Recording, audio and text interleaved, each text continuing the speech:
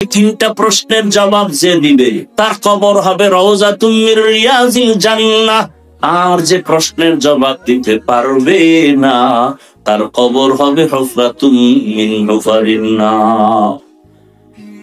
জবাব কে দিতে পারবে? প্রশ্ন। দুনিয়ার নিয়ম আর আল্লাহর নিয়ম দেখেন কত উল্টা। দুনিয়ার নিয়ম কি? প্রশ্নপত্র ফাঁস হলেই ভিডা, চাকরি শেষ। আর আল্লাহর নিজাম কি? প্রশ্নপত্র ফাঁস করে দাও, শুধু ফাঁস না, এই প্রশ্নের জবাব বুঝায় দাও। উত্তরগুলোর বয়ান চলতেছে। রব কে? ইসলাম কি? রহমতের নবী কি? বয়ান চলতেছে প্রতিদিন জুমায়। তাবলীগওয়ালাদের বয়ান, পীর মাশায়েখের বয়ান, উলামায়ে কেরামের বয়ান চলতেছে। ওই কবরের তিন প্রশ্ন বুঝাইয়েই বয়ান চলতেছে।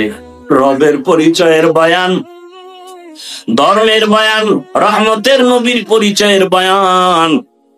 এরপরেও যদি কবরে গিয়া জবাব দিতে না পারি, আমার মতো পোড়া কপাল আর কে হতে পারে?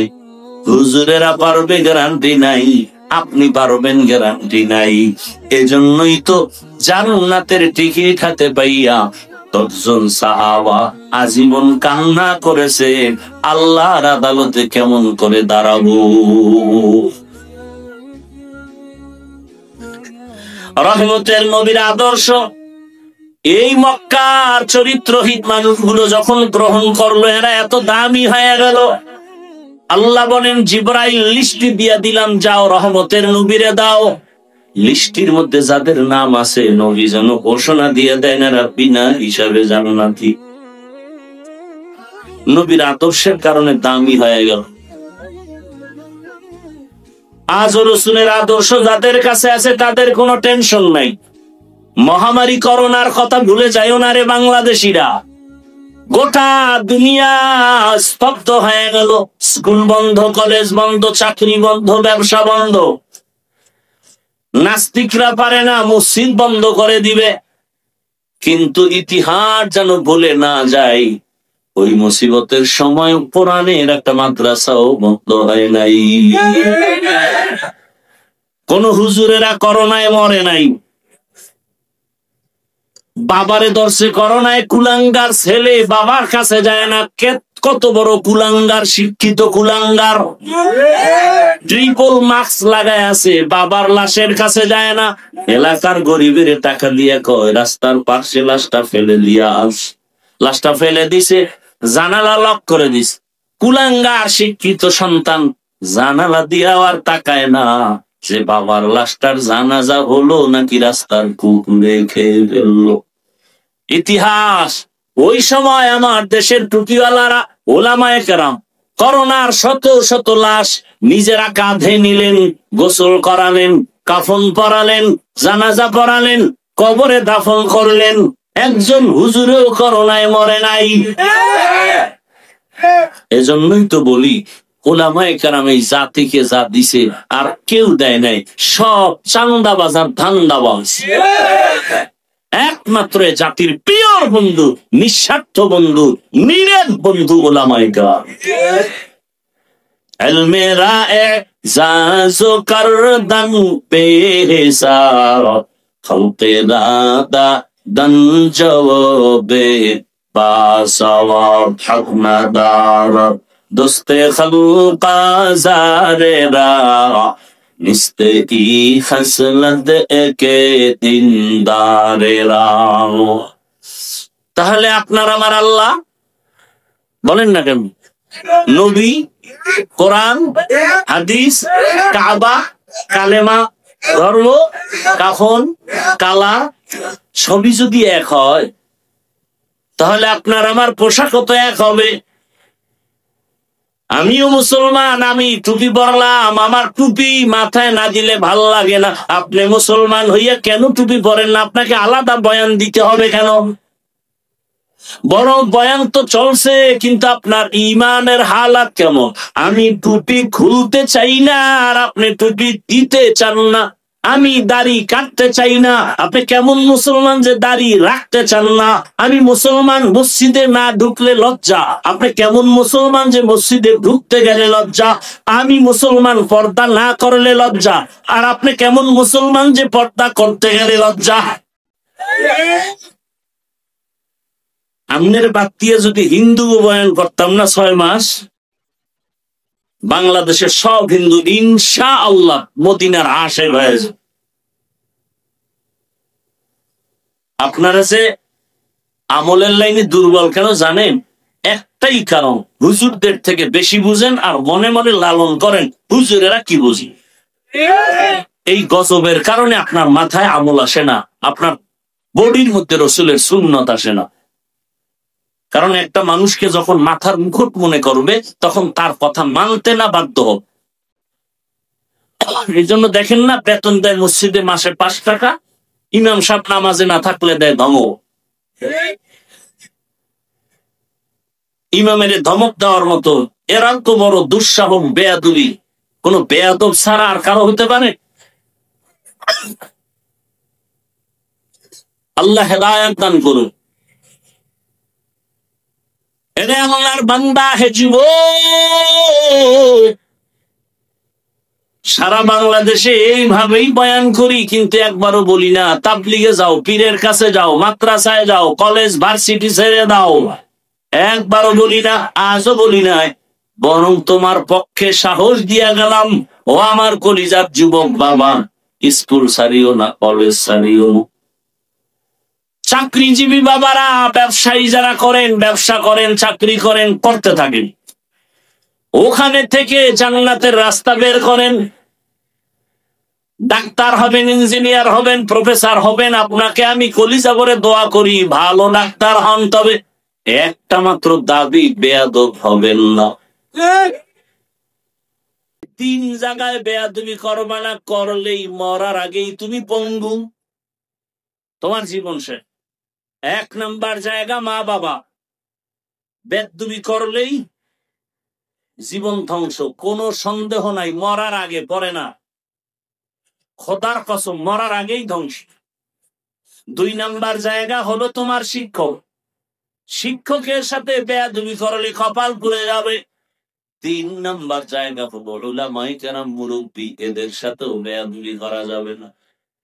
যারা করেছে ওরা ধ্বংস হয়েই গেছে, হয়েই গেছে। আলেমদের সাথে বেয়াদবি, মা বাবার সাথে বেয়াদবি, শিক্ষকের সাথে বেয়াদবি, মরণের আগেই জীবন ধ্বংস। অতএব তুমি আদর্শমান সর্বোচ্চ সম্মানের ডাক্তার হইয়াও সর্বোচ্চ সম্মান যদি পেতে চাও, ইঞ্জিনিয়ার হইয়াও যদি সর্বোচ্চ সম্মান পেতে চাও, এই 3 জায়গার দোয়া নিয়ে আগাও। কয় জায়গা? মা বাবা, শিক্ষক, ওলামায়ে কেরাম, মুরব্বী, এদের দোয়া। তাহলে ডাক্তার হলো তুমি বাংলাদেশের মধ্যে সুনাম অর্জন করা ডাক্তার হবা। আর যদি বেয়াদবি করো আর ডাক্তার হও, তাসলিমার মতো জুতার বাড়ি খাইয়া দেশ ছাড়তে হবে। অতএব এই 3 জায়গার দোয়া নিয়ে সামনে আগাও। ও আমার যুবক, মা বাবার দোয়া ছাড়া সামনে কোনোদিন সফলতার দরজা খুলবে না। অতএব যদি বেয়াদবি হইয়াও থাকে, আল্লাহর কাছে তওবা করো, মা বাবার থেকে ক্ষমা নিয়ে নাও। জীবনে তো মনের শখ মিটাইয়া গুনাহ কম করলা না, মনে আশা করছো নামাজ পড়বা না, পড়ো নাই, মনে তোমার শখ লেগেছে তুমি গুনাহ করবা, করেছো, মোবাইল চালাবা, চালাইছো, জীবনে গুনাহ কম করো নাই। আজকে থেকে তওবা করে নাও, আল্লাহর কাছে বলো, হে আল্লাহ, আজকে থেকে গুনাহ মুক্ত জীবন চাই। এখন বলবা এটা সম্ভব? আমি তো একই কথা বলি সব জায়গায়। তোমার মতো যুবক জীবনে আলিফ বাতা শিখে নাই, জেনারেল লাইন, স্কুলে পড়ে, 5 ওয়াক্ত নামাজি আছে, আর জিন্দিগির কোনো ওয়াজের দরকার আছে? এই শুধু এই কথাটা তোমার বিবেকের জিজ্ঞাসা করো, যে কপাল করা, তোর কপালে কার অভিশাপ লাগছে, কার সাথে চূড়ান্ত বেয়াদবি করেছো, যে তোর মতো যুবক স্কুল কলেজে করে নামাজ পড়ে, তুই পারো না কেন? অবশ্যই তোমার কপালে কারো না কারো অভিশাপ লাগছে। তোমার মতো যুবক র্যাব, আর্মি, পুলিশ, বিডিআর চাকরি করে, 5 বেলার নামাজ পড়ে, মা বাবার খেদমত করে, তুমি পারো না কেন? অবশ্যই তোমার কপাল পুড়ে গেছে, কার জানি বরদোয়া লাগছে, কার সাথে জানি বেয়াদবি করে ফেলেছে। তোমার মতো যুবক রাস্তায় গাড়ি চালায়, নামাজ ছাড়ে না, বলো বাবা তুমি পারো না কেন? তোমার মতো যুবক নদীর মধ্যে মাছ ধরে, কৃষি কাজ করে, নামাজ পড়ে, তুমি কেন পারো না? তোমার মতো বান্দার জেনারেল লাইনের ব্যবসা করে, নামাজ পড়ে, চাকরি করে, নামাজ পড়ে, তুমি কেন পারো না? আল্লাহ বুঝি তোমার উপরে বেজার হয়ে গেছে, কে জানি তোমার কপালে হিসাব লাগাই দিছে বেয়াদবির কারণে। কোন নতুন ওয়াজের দরকার নাই তো বাবা, কোন ওয়াজের দরকার নেই, শুধু শেষ কথাটাই তোমার দিলকে প্রশ্ন করো। এরে মান, আমার মতো যুবক যদি জেনারেল লাইনে পড়িয়াও নামাজ পড়ে, আমি কেন পারবো না? আমার কপাল কেন এত খারাপ? আমি কি মরবো না? কবরে যাব না? বাসের নিচে লাশ, ঘুমের বিছানায় লাশ, কোন দিন মরণের ডাক আসবে বলা যায় না। অতএব তওবা করো, মনে মনে তওবা করো, আল্লাহকে মনে মনে বলো, হে আল্লাহ, স্কুলে পড়ি, কলেজে পড়ি, চাকরি করি, ব্যবসা করি, আর নামাজ ছাড়বো না, দাড়ি কাটবো না, বেপরদায় চলবো না, মা বাবাকে কষ্ট দিব না, ওলামায়ে কেরামের দোয়া পরামর্শ নিয়া, শিক্ষকের দোয়া নিয়া, নবীজির আদর্শ মেনে চলবো। খাঁটি অন্তরে যদি তওবা করতে পারো, তোমার জীবনের সব গুনাহগুলো মাফ হয়ে যাবে। অন্তর যদি খাঁটি তওবা, চোরের মতো তওবা না, খাঁটি অন্তরে তওবা, মরিয়া গেল আর নামাজ ছাড়বো না, আর আল্লাহর হুকুমের বাইরে চলবো না। ডাক্তার হইয়ার ইঞ্জিনিয়ার হই না কেন, মা বাবার দোয়া নিয়ে চলবো, শিক্ষকের দোয়া নিয়ে চলবো, ওলামায়ে কেরামের দোয়া নিয়ে চলবো। ও পর্দার আড়ালের মা বোনেরা, মাইকের আওয়াজ শুনতেছেন, আপনাদের সন্তানদের যত বয়ান শুনাইলাম, আপনাদের অবদান ছাড়া হবে না। এই সন্তান ভালো হওয়ার পেছনে আপনাদের অনেক কাজ, অনেক ত্যাগ। কারণ একটা গাছ ভালো হলেই তো ফল ভালো হবে। আম্মা জান, আপনার আদর্শ ভালো হলেই তো একটা সন্তান ভালো হবে। ও আম্মা জানেরা, মনে কি চায় না একটা আদর্শ সন্তানের মা হইয়া কবরে যাবেন? আপনাদের মতো কত মা, কত বোন এখনো আছে এই এলাকায়, নামাজ ছাড়ে না, বেপরদায় চলে না, মোবাইলে সময় নষ্ট করে না, স্বামীর মাল খেয়ানত করে না। এরে মা বোনের, আপনারা কেন পারবেন না? 5 ওয়াক্ত নামাজ পড়েন, পর্দা রক্ষা করে চলবেন, মোবাইলে সময় নষ্ট করবেন না।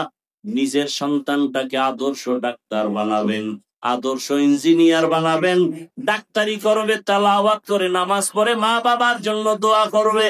আপনি সন্তানের দোয়া পাবেন, মানুষের দোয়া চলতে থাকবে। এমন একটা সন্তান তৈরি করেন, পেছনের গুনার থেকে ক্ষমা চান, তওবা করেন, আর বেপরদায় চলবেন না, নামাজ ছাড়বেন না, স্বামীর মাল খেয়ানত করবেন না। বৃদ্ধ বাবাজি, আপনার মতো বুড়ারা মসজিদে গিয়া নামাজ আদায় করে 5 বেলার, আপনি কেন পারবেন না? আল্লাহর কাছে তওবা করেন, আর গুনার কাছেও যাবেন না, নামাজ ছাড়বেন না।